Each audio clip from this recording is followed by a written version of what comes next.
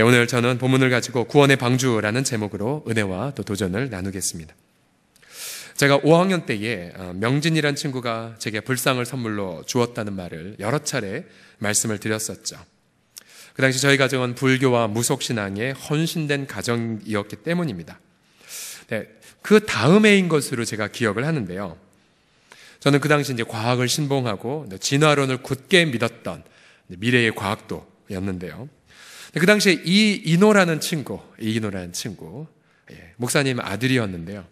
어느 날 어떤 상황에서 이런 이야기를 했습니다. 세상을 창조하신 분은 하나님이야. 하나님 말씀으로 창조하셨어. 저는 그 얘기를 듣는 순간 아멘한 것이 아니라 마구 그 친구를 조롱했습니다. 왜냐하면 이 시대에 아직도 그런 거짓말과 신화를 믿는 사람이 있단 말이야. 이런 비과학적인 사람을 봤나 하면서 저는 그 아이의 하나님의 창조하셨다는 것을 정말 믿을 수가 없었습니다. 그래서 사정없이 그 친구를 놀렸던 기억이 있습니다. 근데 지금 제가 목사가 됐네요. 나중에 그 친구 만나면 미안했다. 내가 뭘 모르고 망언을 했다라고 회개를 하고 싶습니다. 혹시 주변에서 혹시 금요일 날 불금이다 술 마시면서 너 무슨 뭐하러 기도하러 갔냐, 하나님 없어라고 부정하는 분들이 있다면 그분에게 저희 이야기를 들려주면서 목사가 될지도 모릅니다라고 엄포를 놓으시길 바랍니다. 자, 이처럼 말세가 될수록 사람들은 하나님의 창조나 심판을 조롱하죠. 조롱. 베드로서 3장 3절과 4절을 보시면 먼저 이것을 알지니 말세에 어떠한 자들이 나온다고요? 조롱하는 자들이 나옵니다. 조롱하는 자들. 그래서 이들은 바로 하나님의 창조를 조롱하고요. 또 베드로서에 따르면 주님이 앞으로 재림하실 거라는 것도 조롱을 합니다. 대표적인 이 시대에 이 조롱가가 있다면 리처드 도킨슨이라는 진화론자죠. 진화론자. 이분은 만들어진 신이라는 책에서 보면 52페이지 보면 이렇게 주장을 합니다. 진화된 존재인 창조적 지성은 우주에서 나중에 출현될 수밖에 없으므로 우주를 설계하는 일은 맡을 수 없다. 이 정의에 따르면 신은 망상이다. 그리고 앞으로 드러나겠지만 그것은 유해한 망상이다라고 주장을 합니다. 그래서 그는 대표적으로 기독교를 비롯해 모든 세상의 종교들을 유해한 망상으로 치부를 하죠. 자, 또 이 도킨스는 더 나아가 예수님의 십자가를 뭐라고 얘기한 줄 아십니까? 381페이지에 보면은 나는 기독교의 핵심 교리인 속죄가 악의적이고 가학, 피학적이고 혐오스럽다고 말했다. 또 우리는 그것을 개가 짖는 소리로 치부해야 한다라고 말해요.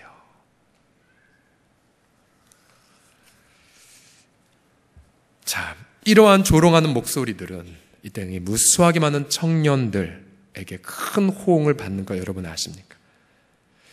자, 이 진화론이 여러분 학교 공립교육은 절대로 공립적이지 않습니다. 중립적이지 않습니다. 예를 들어 우리 조영일이라는 교수님이 진화론 교육이라는 소논문에서 이런 것을 관찰을 했습니다.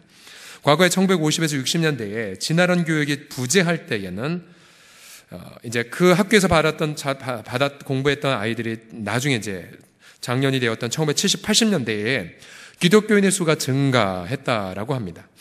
근데 1970에서 80년대에 진화론 교육이 학교에 도입이 되었을 때, 그러자 1990에서 2000년 사이 기독교인의 수가 정체되었고요. 마침내 1990에서 2000년대 진화론 교육이 강화된 거 아십니까?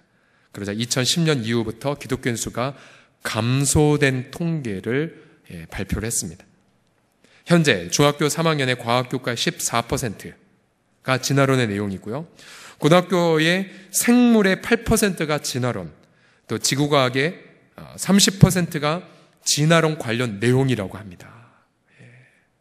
그래서 아이들이 진화론을 받아들이고 하나님의 창조를 허탄한 신화로 간주하면서 아이들은 믿음을 떠나고 교회를 떠나는 거죠. 그래서 이 창조과학회의 과학자들은 아이들 1학년 때부터 창조론 가르치라고 그렇게 누누이 설파하고 있습니다. 그런 면에서 우리 다음 세대 사역팀들이 3월 내내 이 창조를 테마로 우리 아이들을 양육하고 훈련해 주는 것이 얼마나 고마운지 모르겠습니다. 혹시 주변에 우리 다음 세대 교육자들이나 밑에 지금 어원아이 가 있겠지만 우리 교사들이 있다면 혹시 박수로 좀 축복과 격려해 주시겠습니까? 우리 교사들과 우리 교육자들 위해서요. 자, 오늘 본문에서 많은 이들에게 조롱을 받고 있지만 그러나 분명한 역사적 사실은 노아 홍수의 심판이 기록되고 있습니다. 이 노아 홍수의 이 메시지가 우리에게 주는 시대적 레슨은 과연 무엇입니까? 첫 번째로 본문을 보게 되면 심판이 모든 것을 이겼다라는 메시지예요. 심판이. 본문 17절에서 20절을 보게 되면 홍수가 땅에 40일 동안 계속된지라 물이 많아져 방주가 땅에서 떠올랐고 물이 더 많아져 땅에 넘침에 방주가 물 위에 떠다녔으며 물이 땅에 더욱 넘침에 천하의 높은 산이 다 잠겼더니 물이 불어서 모든 높은 산들 위에 15규빗 약 7.5m가량 되었다라고 그렇게 말하고 있습니다. 하나님은 물로써 모든 것들을 심판하셨습니다. 코로 숨쉬는 모든 것들이 다 전멸되었죠. 특별히 원문으로 보게 되면 이 물이 이기다, 물이 많아지다를 원문으로 보면 물이 이기다 혹은 힘을 얻다라는 뜻인데 히브리 말로 가바르란 단어가 3번이나 반복이 됐습니다. 그러니까 물의 거대한 세력이 그렇게 온 지구를 덮고 있는 장면을 상상해 보십시오. 이것은 하나님께서 물로 온 세상을 철저히 심판하셨다는 것을 강조하는 것입니다.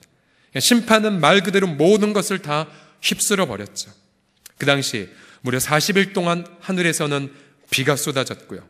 또 이 기품의 샘물이 전 지구로 적으로 터져버렸습니다. 그러니까 전 지구적인 격변이 일어났던 거였죠. 모든 인간과 생물이 죽었습니다. 그래서 지금도 미국 그랜드 캐니언에 가보면 창조과학자들은요, 그때에 일어났던 거대한 격변의 흔적을 관찰할 수 있다고 말합니다. 저 거대한 지층들, 그리고 화석들, 저것은 대격변이 전제되지 않으면 설명될 수 없다라고 말하죠. 자, 왜 이처럼 무서운 전지구적인 심판이 일어났습니까? 그것은 하나님의 진노가 모든 인류의 죄악을 벌했기 때문이죠. 창세기 6장에서 인간은 더 이상 하나님의 형상이 아니라 고깃덩어리에 불과했습니다. 기술 문명은 발달했고 또 신체적으로도 저들은 네피림이라고 할 만큼 월등했지만 모두 다 자기 눈에 좋은 대로만 행했고 살인과 폭력이 가득했죠. 언약 백성들도 타락하여 더 이상 순수한 공동체가 보이지 않았습니다.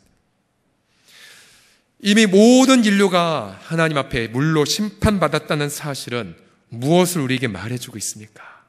그것은 이제 곧 다가올 불심판을 우리가 두려워한다는 사실이죠. 베드로서 3장 6절과 7절을 다 같이 읽겠습니다. 시작. 이로 말미암아 그때에 세상은 물이 넘침으로 멸망하였으되 이제 하늘과 땅은 그 동일한 말씀으로 불사르기 위하여 보호하신 바 되어 경건하지 아니한 사람들의 심판과 멸망의 날까지 보존하여 두신 것이니라. 아멘. 자, 지금 이 세상은 왜 간직되었냐면 불로 불사르기 위해 간직되어 있다라고 말합니다.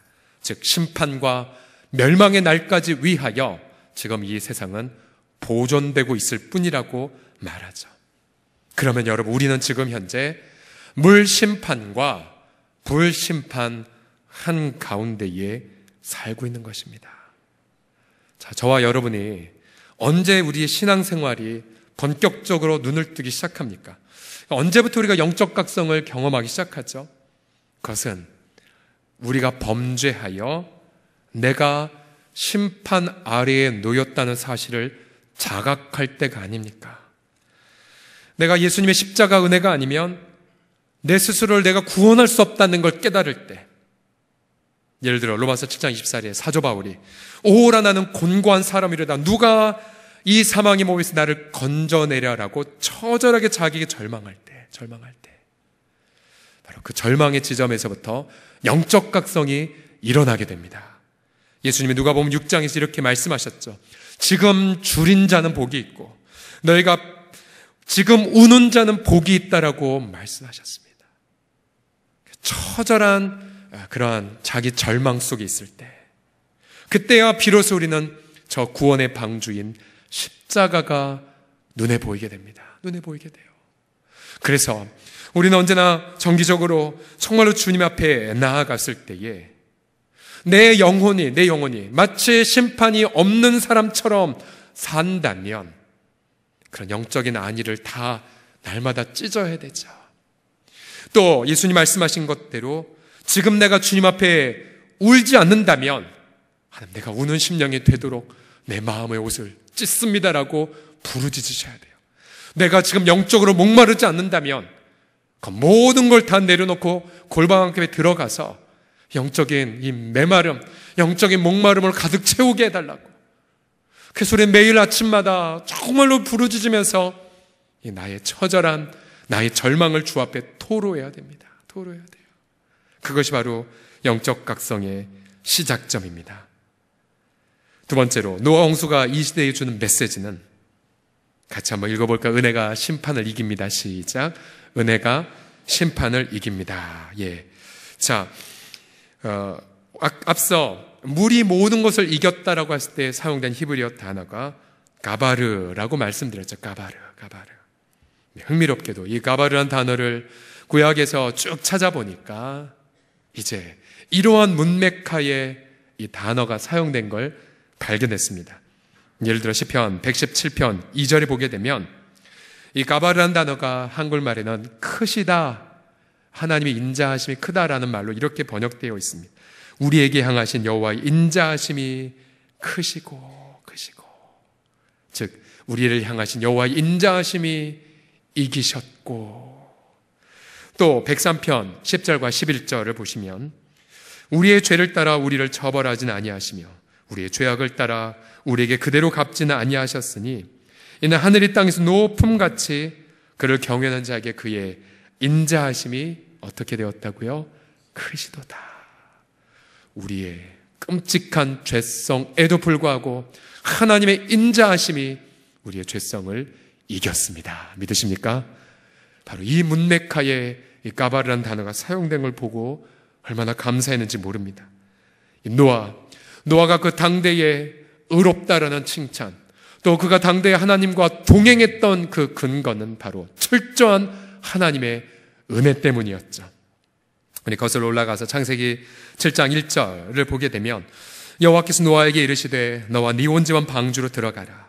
이 세대에서 네가 내 앞에 의로움을 내가 보았기 때문이라 말씀하셨지만, 우리 거슬러 창세기 6장 8절을 다 같이 한번 찾아보죠. 6장 8절 다 함께 읽겠습니다. 시작. 그러나 노아는 여호와께 은혜를 입었더라. 아멘. 결국 은혜가 이겼기에 그가 의인이 되었고, 은혜가 이겼기에 그가 그 악한 세대에서 하나님과 동행했고, 그의 의를 향한 은혜가 이겼기에 그가 하나님 명령하신 모든 명령을 순종하게 하셨던 거죠. 우리 사랑하는 성도들이요, 노아에게는 이러한 이기는 은혜가 계속해서 전달되었습니다. 예를 들어 아담과 하와의 벌거벗음을 덮어주신 은혜가 노아에게 전해졌고, 에노스처럼 하나님의 이름을 부르는 은혜를 누렸지요. 또한 자신의 증조 할아버지 에녹처럼 일상의 삶에서 하나님과 동행하는 은혜도 노아는 경험했습니다. 또 람에게 고백대로 고통하는 인류에게 자신의 인생이 위로가 될 것이라는 부르심도 받았습니다. 노아가 받았던 그 은혜는 감당할 수 없는 은혜였죠. 결국 노아는 하나님의 은혜가 모든 죄성을 이기는 것을 경험했습니다.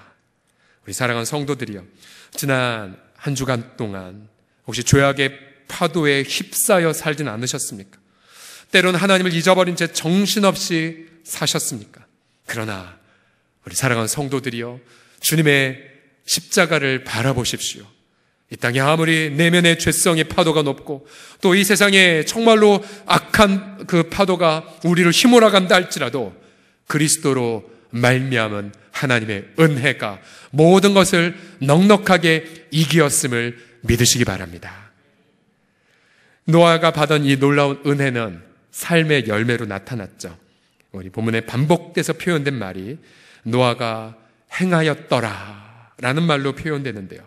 6장 22절을 다 같이 읽어보죠. 6장 22절과 7장 5절을 다 같이 읽어보겠습니다. 시작. 노아가 그와 같이 하여 하나님이 자기에게 명하신 대로 다 준행하였더라. 7장 5절 시작. 노아가 여호와께서 자기에게 명하신 대로 다 준행하였더라. 아멘, 아멘. 은혜는 삶이 되었습니다. 심판을 이긴 은혜는 삶의 열매가 되었죠. 우리 사랑하는 성도들이요, 저와 여러분들에게 이런 은혜 받은 자로서의 삶의 열매가 구체적으로 있으셨습니까? 이번 한 주간 정말 진실함의 열매를 맺으셨습니까? 또 거룩함의 열매를 맺으셨습니까? 사랑의 구체적인 행위를 하셨습니까? 우리 예수님은 열매 맺지 못하는 나무마다 찍혀 불에 던져질 것이라고 경고하셨지요. 오늘 밤 내 삶 속에 아직까지 열매를 맺지 못했던 영역들을 향하여 성령님이 책망하실 것입니다. 성령의 책망의 내용은 이것이죠. 우리의 노력 없음, 우리의 열심 없음을 책망하는 것이 아니라 내가 너의 모든 죄성을 이기는 은혜를 예수 안에서 주었건만 왜 그리스도를 신뢰하지 않고 네 힘으로 살아 그런 악의 열매를 맺었느냐라고, 너가 나를 떠나서는 아무것도 할 수 없다라는 책망을 우리 가운데 들려주실 것입니다. 주님 안에 오늘도 거하여서 정말로 하나님의 은혜의 열매를 가득히 맺는 저와 우리 모두가 되기를 예수님의 이름으로 간절히 축복합니다. 옆사람 보며 이렇게 권면하겠습니다. 은혜가 모든 것을 이깁니다라고 시작. 은혜가 모든 것을 이깁니다. 아멘. 마지막으로 노홍수가 이 시대에 주는 메시지는 무엇이냐면 한 사람의 죽음이 혹은 한 사람의 헌신이 구원의 방주를 만든다는 메시지입니다. 우리 마지막 교훈을 같이 읽어봅시다. 시작. 한 사람의 죽음이 구원의 방주를 만들어 갑니다. 자, 전 세계적으로 노아 홍수와 비슷한 이야기들이 전해지고 있는 걸 아십니까? 창조과학회의 인터넷 자료에 따르면 인디언들, 미국의 디트로이트 근방에 사는 인디언들에게 한 돌판이 발견이 됐는데요. 한번 사진 보여주시겠습니까? 이 돌판의 내용을 보게 되면 이런 내용이 되어 있습니다. 5개의 칸으로 되어 있는 상자 모양의 배, 물에 빠지는 많은 사람, 40일을 나타낸 것으로 보이는 40칸의 네모, 방주 밖에서 경배하는 4사람, 무지개. 놀랍지 않습니까? 인디안들도 노아, 샘 함 야벳 중에 어느 한 후손이었겠죠. 조상에게서 구전받은 것들을 이제 이렇게 후손들에게 전해주고 있습니다. 중국 남부의 묘족에는 또 이러한 전설이 전해오고 있답니다. 흙, 모래가 섞인 비가 40일간 쏟아져 내렸다. 물은 산들과 산맥을 넘쳐 흘렀다. 산채 같은 홍수가 계곡과 웅덩이에 뛰어들었다. 온 세계는 발붙일 만한 곳도 없었다. 사람마다 좌절해 무기력하게 되고 멸망케 되었다. 족장 누아는, 발음도 비슷해요. 여기는 족장 누아는 올바른 사람이었다. 매우 폭이 넓은 방주를 만들었다. 그와 함께 배에 탄 동물들 암수 한 쌍이었다. 그날 이르자 물은 멀리 물러갔다. 예. 전 세계의 홍수에 관련된 이야기들이 다 있다는 거 아십니까, 여러분? 이건 잘 아는 상식이니까요. 한자의 배, 선자는 배주에, 즉 배에, 이 배도 중국의 어느 자료에 따르면 이제 운행하는 배가 아니라 이렇게 방처럼 생긴 표류하는 배를 표현한 거라고 말합니다. 근데 배 주자에 8팔자, 사람 입구자, 8명이 탄 돌아다니는 배를 의미한 것이라고 해석될 수가 있죠. 노아 홍수는 신화가 아닙니다. 역사적 사실이죠. 자, 이제 오늘 본문으로 다시 돌아가서 노아와 그 가족은 이제 새로운 인류의 시초가 되었습니다. 노아 이 한 사람, 그가 새로운 인류의 시작이 될지 그는 결코 예상하지 못했을 것입니다. 그가 100여 년간 방주를 맞는 기간 동안 무수하게 많은 조롱을 받았겠죠. 야, 저 이 메마른 땅에 무슨 비가 내리겠냐, 메마른 하늘에 비가 내리겠냐, 너는 왜 산꼭대기에 방주를 짓느냐. 노아는 그때까지만 하더라도 정말로 자신이 새로운 인류의 아담이 될지 알지 못했습니다. 그러면 우리는 이런 질문을 던져보죠. 왜 노아가 어떻게 이 모든 위대한 역사를 이룰 수가 있을까요? 창세기에 노아와 연관된 구절들을 묵상해 보면 하나같이 떠오르는 하나의 키워드가 있습니다. 그것은 바로 죽음이라는 키워드입니다. 죽음과 심판. 예를 들어 노아의 증조 할아버지 에녹은 하나님과 동행하다가 죽음을 보지 않은 채 휴거당하였죠. 노아는 할아버지 무드셀라, 표적이라는 뜻인데, 무드셀라 할아버지가 죽을 때에 세상에 심판이 있을 것이라는 말도 묵상했을 것입니다. 또 그의 당대에 이제 120년 후가 되면 하나님의 영이 세상을 떠나 심판이 올 것이라는 메시지로 들었겠죠. 노아는 온통 죽음, 심판을 묵상하며 날마다 방주를 지어갔던 것이죠. 날마다 그가 묵상했던 죽음과 심판에 대한 묵상. 그래서 그 당대에 죽음을 묵상했던 한 사람, 또 심판을 묵상했던 한 사람을 통하여 구원의 방주가 만들어진 것입니다. 그러면 신약시대로 와서 우리의 방주는 예수 그리스도이십니다. 여러분 믿으십니까? 주님이 요한복음 5장 24절 말씀에 내가 진실로 너희에게 이르노니 내 말을 듣고 또 나 보내신 이를 믿는 자는 영생을 얻었고 심판에 어떻게 된다고요? 이르지 아니한다고 말합니다. 예수 그리스도의 이름 안에 있으면 그가 우리에게 죄사함을 허락하여 주셨기에 우리는 심판에서 피함을 받음을 믿습니다. 그런데 그 동일한 예수 그리스도께서 방주에 타는 법을 이렇게 말씀하셨죠. 누가복음 9장 23절과 24절 마지막 구절입니다. 함께 읽겠습니다. 시작. 또 무리에게 이르시되 아무든지 나를 따라오려거든 자기를 부인하고 날마다 제 십자가를 지고 나를 따를 것이니라. 누구든지 제 목숨을 구원하고자 하면 잃을 것이요 누구든지 나를 위하여 제 목숨을 잃으면 구원하리라. 주님은 날마다 죽음을 묵상할 것을 명령하셨습니다. 나를 부인하고 날마다 내 십자가를 지는 그 삶, 그 삶만이 구원의 방주 되신 예수 그리스도를 따라갈 수 있는 삶임을 말씀하셨죠. 근데 우리 사랑하는 성도들이요, 이 가르침은 이 시대에도 저와 여러분이 계속해서 감추어지는 레슨인 것 아십니까? 자꾸만 우리는 이 가르침을 까먹어요. 잊어버려요. 그리고 이해하지 않습니다. 얼마 전 우리 공동체 출신의 우리 장모 선교사님, 우리 오예배 때 귀한 메시지를 들려주셨지요. 그분은 에스더가 죽으면 죽으리라고 고백했던 것, 사흘 금식했던 것, 그리고 아하수르의 왕궁에 죽음을 가고 갔던 그것이 오히려 그녀에게 살 길이었다라고 역설하셨습니다. 그분도 자신의 그분의 동생한테서 들었는데요. 한국에 올 때마다 가족들 앞에서 늘 이런 말을 직접 고백을 한대요. 난 그 땅에서 죽을 거라네.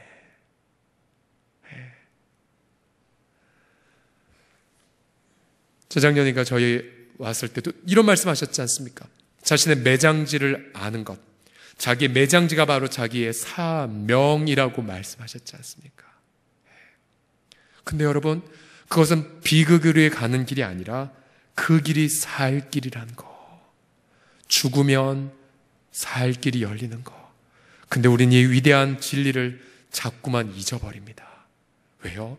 저와 여러분의 죄성은 그 복음의 진리를 부정하려고 하거든요.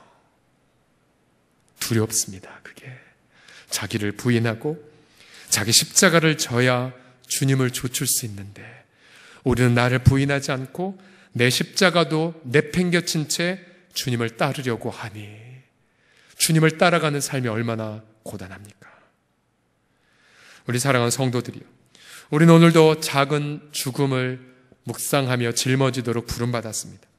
남편의 구원을 위해 아내가 죽고요, 자녀의 구원을 위해 부모가 주의 십자가 앞에 엎드리고, 사랑방 원들을 위하여 섬김이가 희생하고, 또 다음 세대를 위하여 교사가 눈물 흘립니다. 그 죽음의 작은 실천만이 구원의 방주를 만들어갑니다. 우리 사랑하는 성도들이여, 혹시 우리의 가정이 죄의 홍수에 휩싸여 가고 있습니까? 우리 가정 가운데에 아무도 나와 함께 예배드릴 자 혹시 없습니까? 여러분, 그렇다면 가정을 위해 노아가 되십시오.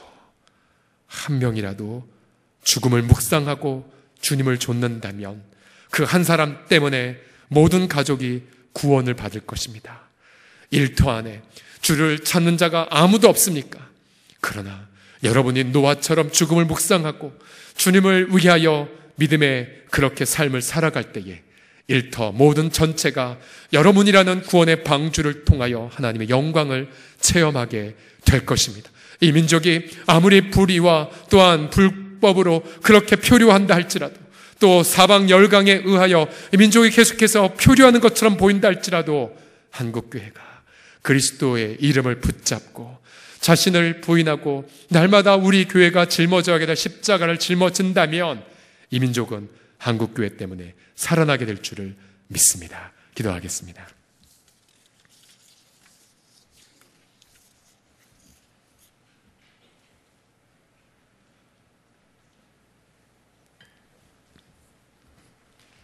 주님, 오늘도 예수 그리스도 안에서 하나님의 은혜가 승리하였기에 오늘도 하나님 기쁜 마음으로 주 아버지 집에 왔나이다.